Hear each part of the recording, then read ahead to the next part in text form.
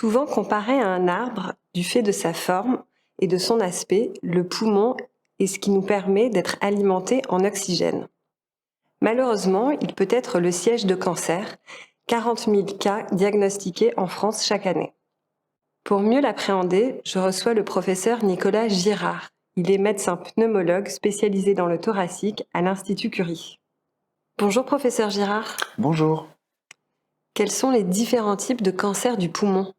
Alors, il y a plusieurs types de cancer du poumon. Déjà, plusieurs types en termes d'extension de la maladie. Il y a des tumeurs qui vont être localisées dans le poumon, des tumeurs qui vont s'associer à des métastases, et puis des tumeurs intermédiaires, volumineuses dans le poumon, mais sans métastases qui restent dans l'enceinte du thorax. Il y a plusieurs types de tumeurs pulmonaires en termes d'aspect au microscope, ce qu'on appelle l'histologie, ce que l'on regarde quand on fait une biopsie de la tumeur. On va prélever un morceau de la tumeur, regarder au microscope et regarder à quoi ça ressemble, l'architecture de la tumeur. Et on distingue deux grands types de cancers du poumon, les cancers non à petites cellules et les cancers à petites cellules, justement sur la taille des cellules au microscope. Alors les cancers bronchiques non à petites cellules sont les plus fréquents, c'est 85% des cas. Les cancers à petites cellules deviennent plus rares, c'est 15% des patients. Est-ce que vous pouvez nous expliquer la différence entre cancer du poumon et puis métastase pulmonaire ? Alors, quand on parle de cancer du poumon, c'est le cancer qui vient du poumon, qui est développé dans le poumon, souvent sous l'effet de carcinogènes, de produits qui vont favoriser le développement des cancers du poumon. En premier lieu, le tabac, mais il y a d'autres carcinogènes.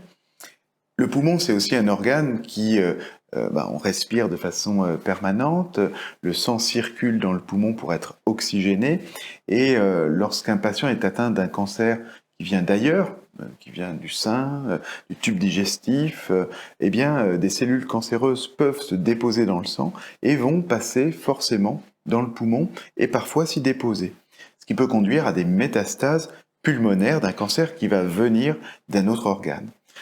Très fréquemment, on a des métastases pulmonaires, des cancers du sein ou de cancers colorectaux, par exemple.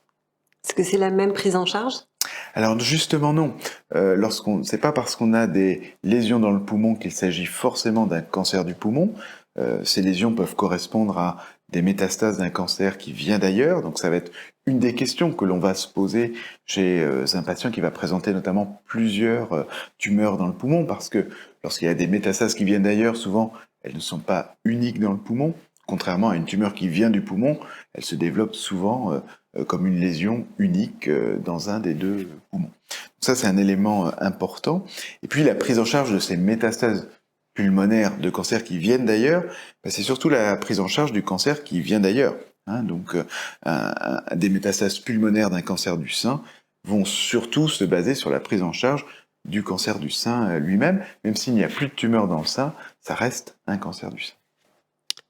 L'arrêt du tabac, ça fait partie de la prise en charge. Est-ce que vous pouvez nous expliquer comment vous accompagnez les patientes et les patients ? Alors oui, on sait que le cancer du poumon est lié au tabagisme dans 80% des cas.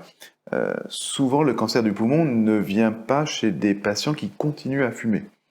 Souvent, les patients peuvent avoir arrêté de consommer du tabac 10 ans, 20 ans, 30 ans auparavant, mais on sait que les effets du tabagisme restent et conduisent même tardivement, même après une période d'arrêt, au développement de la maladie. Alors, chez les patients qui continuent à fumer, qui sont fumeurs au moment du diagnostic, il va être important de les accompagner dans l'arrêt du tabagisme, que ce soit pour les patients qui vont avoir un traitement à base de chirurgie, on va en parler tout à l'heure, parce que pour avoir cette opération du poumon, il faut être en bonne forme pulmonaire, et l'arrêt du tabac permet de lever l'obstruction des bronches qui est liée à la consommation régulière de tabac. Et chez les patients qui ont des tumeurs plus avancées, qui vont recevoir une chimiothérapie par exemple, une immunothérapie, on est sur un enjeu qui est un peu différent. Et avec l'arrêt du tabagisme, on va réduire le risque d'effets secondaires, de complications liées au traitement.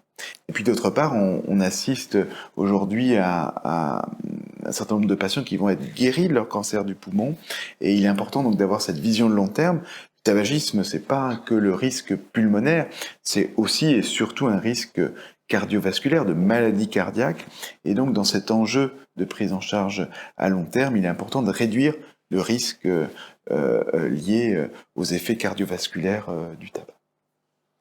Chirurgie, radiothérapie, traitement systémique, comment le choix se fait et dans quel ordre? Alors justement, on va prendre en compte chaque sous-groupe de patients. Déjà en termes d'architecture au microscope, l'histologie, les cancers à petites cellules, les cancers non à petites cellules. On va prendre en compte évidemment l'extension de la maladie dans l'organisme. Est-ce que la tumeur elle est confinée au poumon ou est-ce qu'elle a donné des métastases ailleurs? Et puis ces paramètres biologiques sur l'analyse des gènes. Tous ces paramètres vont être importants pour choisir la bonne stratégie thérapeutique. Et pour les cancers bronchiques non à petites cellules les plus fréquents, on va avoir d'un côté ces patients avec une tumeur limitée dans le poumon, qui peut être plus ou moins volumineuse, hein, mais qui va être confinée au poumon, pour lesquels le traitement sera la chirurgie. Donc opérer la tumeur avec des marges de sécurité, enlever un morceau du poumon, ce qu'on appelle un lobe du poumon, parfois enlever le poumon entier si la tumeur est plus volumineuse. Cette chirurgie, elle va souvent s'accompagner de traitements qu'on appelle périopératoires, donc soit avant la chirurgie, soit après, ce qu'on appelle les traitements néoadjuvants, préopératoires avant l'opération, ou post-opératoires adjuvants. Historiquement, il s'agit de la chimiothérapie. On va être amené à faire 3-4 injections de chimiothérapie avant ou après l'opération. Aujourd'hui, on s'oriente vers des stratégies plus optimales avec l'association de la chimiothérapie et de l'immunothérapie, l'association de la chimiothérapie et de traitements ciblés dans des situations évidemment particulières. La chimiothérapie, hein, c'est un traitement qui se fait par perfusion, c'est un traitement qui détruit les cellules qui prolifèrent rapidement, et c'est le cas des cellules cancéreuses en général. C'est un traitement qui n'est pas sélectif, donc il peut toucher aussi les organes sains, certaines fonctions de l'organisme, et donc donner des effets secondaires. L'immunothérapie, c'est complètement différent. Il s'agit de réapprendre aux défenses du patient à reconnaître les cellules cancéreuses qui ont tendance à se cacher, à se masquer, et l'immunothérapie lève ce masque, et donc va avoir un effet à la fois d'augmentation de l'effet de la chimiothérapie, la destruction des cellules cancéreuses, mais aussi avoir un effet à long terme, un effet rémanent dans le temps, un petit peu comme un vaccin, parce que une fois que l'on a appris à reconnaître les cellules cancéreuses, c'est pour longtemps, et c'est ça qui va donner l'efficacité à long terme de l'immunothérapie. La troisième arme thérapeutique, ce sont les thérapies ciblées. Quand il y a un gène justement qui s'est allumé, un interrupteur qui s'est allumé, un interrupteur particulier dans la tumeur, on a des traitements ciblés qui vont aller éteindre cet interrupteur. Ces traitements ciblés, ils ont l'avantage d'être très efficaces, parce que si on éteint l'interrupteur, la tumeur va disparaître, et d'être des traitements que l'on donne souvent par voie orale, donc avec moins d'effets secondaires et moins d'astreintes en termes de venue à l'hôpital et de perfusion.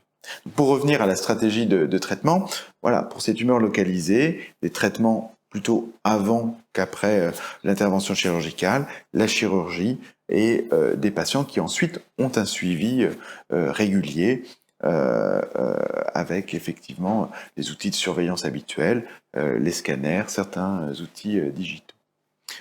Le deuxième groupe de tumeurs, à l'opposé, ce sont les patients qui vont être porteurs de cancer du poumon, non à petites cellules, hein, métastatiques, où là, la tumeur pulmonaire s'est diffusée à d'autres organes, et une chirurgie, finalement, n'a pas vraiment de sens, parce que la tumeur est diffuse. Elle circule dans le sang, et donc il faut un traitement général, à la fois de la tumeur pulmonaire, mais aussi des métastases, et tout ça en même temps.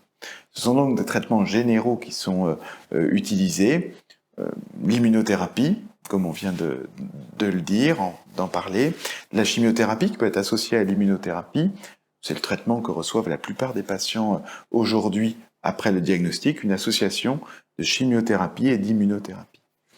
Pour les patients avec ces dérèglements dans ces gènes particuliers plutôt des traitements ciblés dans un certain nombre de situations, là encore, précises. Les patients qui reçoivent ces traitements, la chimio, l'immunothérapie, les traitements ciblés, on va les suivre de façon très régulière. On va faire des scanners pour voir la tumeur, la mesurer, voir comment elle diminue finalement au cours du temps. Et finalement, c'est un suivi qui est assez rapproché pour identifier rapidement si les traitements fonctionnent. Aujourd'hui, que ce soit la chimiothérapie, l'immunothérapie ou les traitements ciblés, en plus de 2/3 des cas, on a une efficacité. C'est-à-dire une tumeur qui s'arrête de grossir et qui peut diminuer. Donc on est dans une situation où cette efficacité des traitements, c'est quand même ce qui se passe pour la plupart des patients. Le vrai enjeu, c'est la durée de cette efficacité.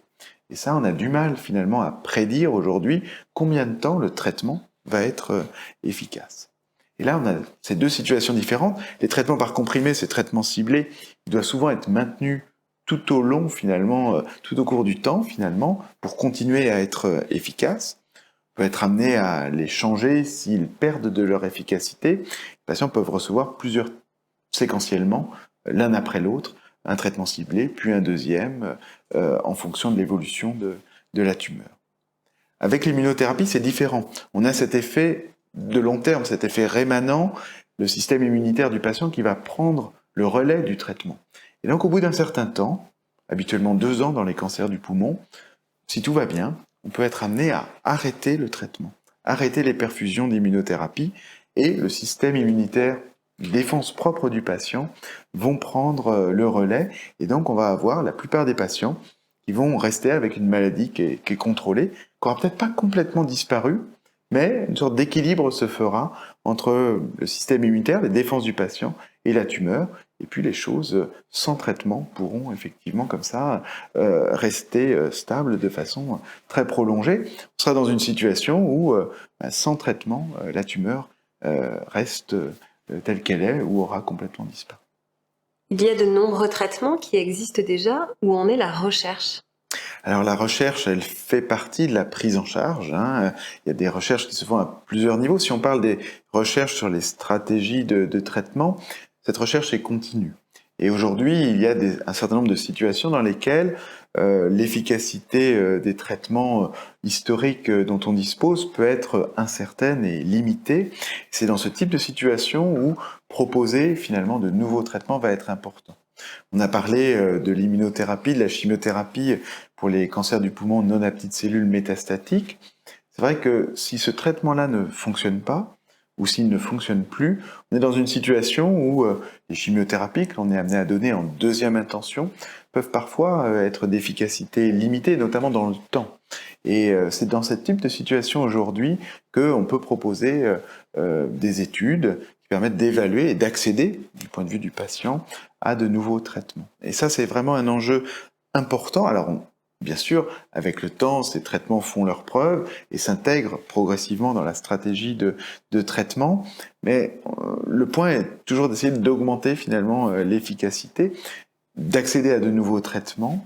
Et c'est pour ça qu'il est important de poser la question de la participation à ces études cliniques, notamment avec les nouveaux médicaments. C'est souvent une chance supplémentaire de recevoir un traitement qui n'est pas disponible par ailleurs et qui peut apporter un bénéfice. Donc, de façon générale, je pense qu'il est important de se poser la question de ces essais cliniques. Ces essais cliniques, aujourd'hui, s'inscrivent très précocement en fait dans la prise en charge. Autrefois, on disait l'étude clinique, c'est vraiment quand on a épuisé tous les traitements possibles, quand on est dans une situation où on n'a plus de traitement à proposer. Aujourd'hui, c'est pas du tout ça. Les études cliniques, elles s'inscrivent très tôt dans la prise en charge, parfois en première intention, très souvent aujourd'hui dans le cancer du poumon en deuxième intention. Donc poser la question à son oncologue est un élément extrêmement important. Il y a de nombreux essais dans notre pays. On est un pays qui est plutôt attractif pour ces traitements innovants. Et donc, de nombreux centres disposent de ces études cliniques. Et effectivement, poser la question, discuter avec son oncologue de la situation de ces essais cliniques, c'est aussi discuter de la situation de la maladie, savoir où est-ce qu'on en est. Je pense que c'est important à chaque fois de refaire le point. Est-ce que vous pouvez nous expliquer ce que c'est que la réhabilitation respiratoire et est-ce que tous les patients en ont besoin? Alors la réhabilitation respiratoire, elle est importante pour la prise en charge des cancers du poumon à tous les stades de la maladie, mais surtout pour les patients qui vont être opérés. Parce que être opéré d'un cancer du poumon, ça veut dire que l'on va enlever une partie du poumon, donc on va perdre en capacité respiratoire. Ça, c'est le premier point. Deuxième point, c'est une chirurgie du poumon, c'est une chirurgie relativement lourde, avec des risques. Et donc, il faut être dans la meilleure forme possible sur le plan respiratoire, avoir une capacité respiratoire qui soit optimisée. Pour cela, on peut proposer aux patients de faire une réhabilitation respiratoire qui va être effectivement une sorte de kinésithérapie très optimisée.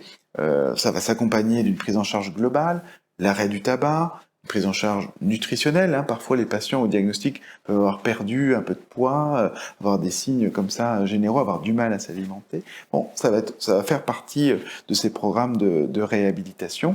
Et puis, bien sûr, l'intensification de l'exercice, apprendre finalement, au-delà de la kinésithérapie, se rééduquer aux efforts, parce que la chirurgie en elle-même, c'est comme un effort, c'est comme courir un 100 mètres, c'est un peu plus long que ça, mais globalement, c'est un effort en soi, et arriver à la chirurgie dans la meilleure forme respiratoire et la meilleure forme générale est un élément important pour que la chirurgie se passe bien, qu'il n'y ait pas de complications, et que tout puisse finalement, qu'on puisse vraiment bénéficier finalement de l'opération de la tumeur. Est-ce que vous pourriez nous dire quelques mots sur les cancers plus rares, comme les cancers thoraciques ou pulmonaires? Oui, au-delà du cancer du poumon, à petites cellules, non à petites cellules, il y a d'autres cancers qui peuvent se développer dans le thorax. L'un des cancers auxquels on peut penser, c'est le mésothéliome. C'est un cancer de la plèvre. La plèvre, c'est l'enveloppe du poumon, c'est ce qui est autour du poumon. Et le mésothéliome est lié dans la plupart des cas à l'exposition à l'amiante. L'amiante, ce sont des fibres qui sont dans les bâtiments, qui étaient utilisées dans la construction. Et si l'amiante est détériorée, elle va s'échapper dans l'air. Et l'exposition à l'amiante conduit au développement du mésothéliome. C'est également vrai chez les personnes qui ont travaillé l'amiante, qui l'ont découpé.